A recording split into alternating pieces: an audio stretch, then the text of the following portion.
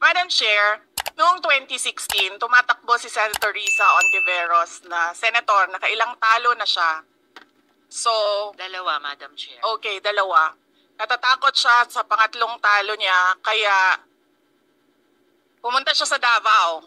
Humingi siya ng tulong. Tinulungan siya ng isang kagawad ng Davao na ngayon hindi na siya sinusuportahan. Senator Bato de la Rosa would like to give an opening statement.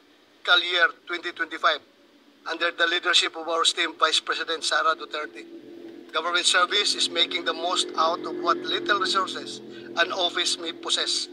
It is about finding ways to promote the general welfare of the people. I have full confidence that the leadership of our Vice President is guided by her deep commitment to unite a country whose political landscape is constantly beset by indivision. Thank you, Madam Chair. I want to express my support for the proposed budget of the Office of the Vice President for the year 2025. Benepisyo po sa ating mga kababayan from medical assistance to relief operations, educational support, pangkabuhayan programs at libreng sakay among others.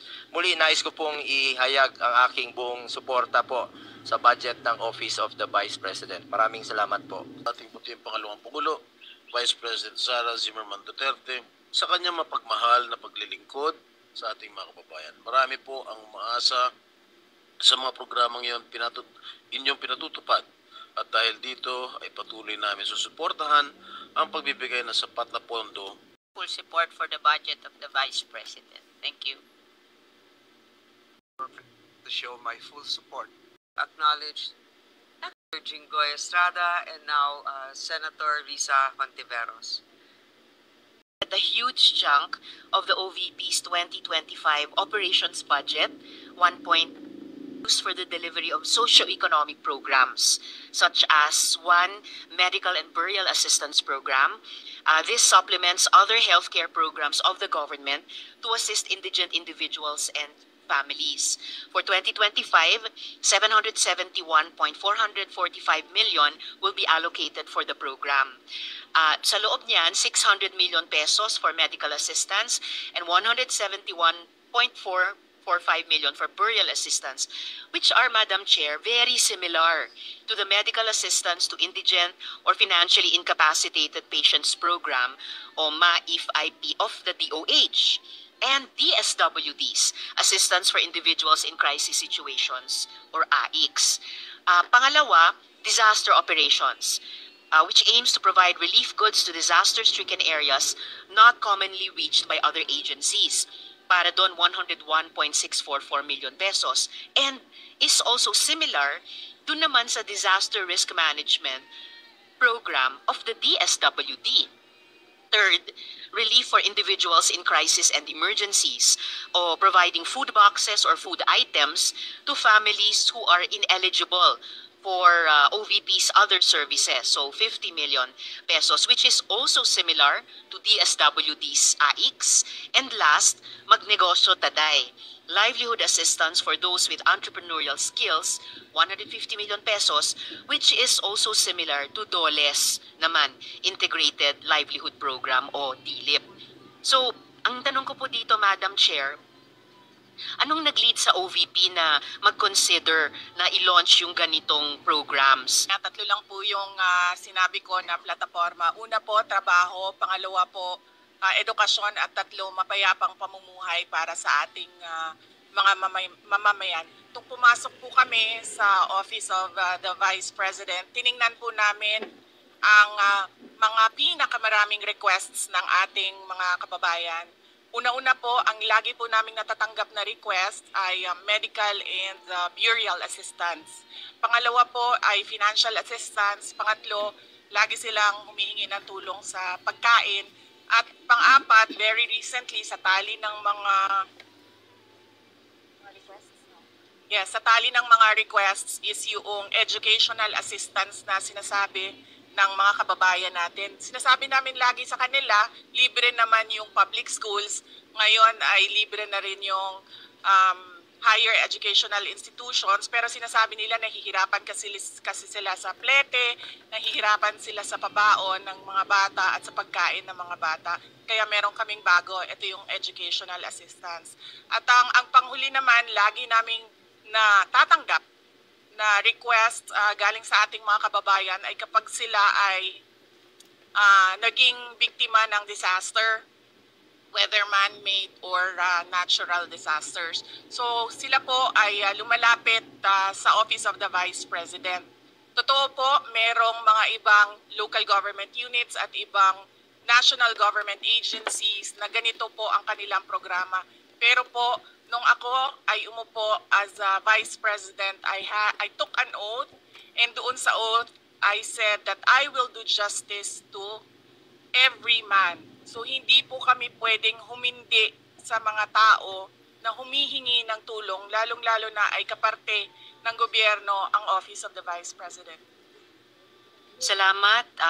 Sabi nga ng VP, Madam Chair, libre na yung public school, libre na rin yung higher education, pagamat ni-note nila na sinasabi ng mga nagre-request na nahihirapan pa rin sila sa ilang mga programs na nakalodge sa ilalim ng libreng edukasyon na iyan. Kaya nga kinonsider nilang mag-launch ng ganitong mga katulad na programs. Iko-consider ba ng VP yung mga budgets nitong mga programa doon na lang sa mga line agencies natin? Tapos mag-request na lang ang Madam Chair, we only submit the budget and we leave it to the discretion of all the members of Congress to decide on the budget. We can only propose a budget for the Office of the Vice President. Pero magbibigay po ako ng halimbawa kung ganun po ang gagawin natin. Tulad po ng AIX ng DSWD. Kapag meron po kaming nire-refer o binibigyan ng endorsement ng AIX sa DSWD, kadalasan po nasagot sa amin ay hindi pwede dahil galing yan sa Office of the Vice President at kalaban yan. Minsan po, totoo yan na pupolitika ang assistance para sa ating mga kababayan. Kaya po, uulitin ko, ang mga tao naman kasi hindi sila tumitingin sa politika. Tumitingin lang sila na itong opisina na ito ay opisina ng gobyerno at pwede kaming humingi ng tulong doon. And so I go back to the oath that I shall do justice to every man, at kaya po kami nandito at kaya po kami merong mga ganito na mga projects sa Office of the Vice President. Welcome ko yung sinabi nila na the discretion of the members of Congress. Medyo nagitla ako nung sinabing minsan pag may nire-refer ang OVP para sa AIX, ang feedback ay kalaban niyan. Dahil Madam Chair, I believe tayo sa Kongreso when we appropriate the budget, merong implicit na assumption tayo doon na pagkatapos in the exercise of our oversight function, yung parehong level ng professionalism we demand of ourselves ay presumption of regularity, ina-expect natin sa lahat ng members ng executive, lalo na when they are working together. Kaya, gaya ng sinabi ko kanina, wini-welcome ko yung sinabi ni VP na they would leave it to this bottle. And another example of politicizing the budget of the government. Ito pong sinabi ni Senator Risa Ontiveros na at the proper time she'll make a motion to lodge the budget, the requested budget of the OVP to the other agencies.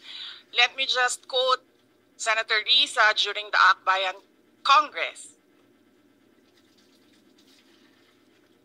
Alam ko po na ang daming kalat ni Duterte na hirap tayong linisin. Ang kadiliman noong panahon niya ay talaga namang nanuot sa ating lipunan para mansa na napakahirap tanggalin. At habang ang anak niya ay may kapangyarihan pa, hindi magiging madali ang ating laban.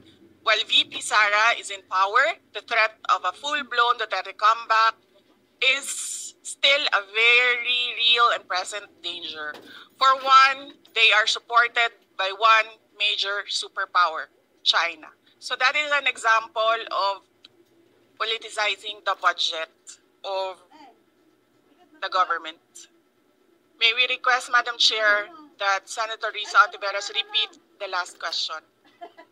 I will certainly, if you request, Madam Chair, repeat my question dahil walang kinalaman sa kasasabi lang ng VP ngayon.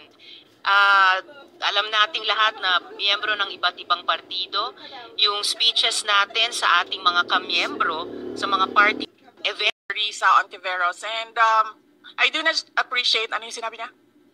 I do not appreciate this kind of behavior and attitude.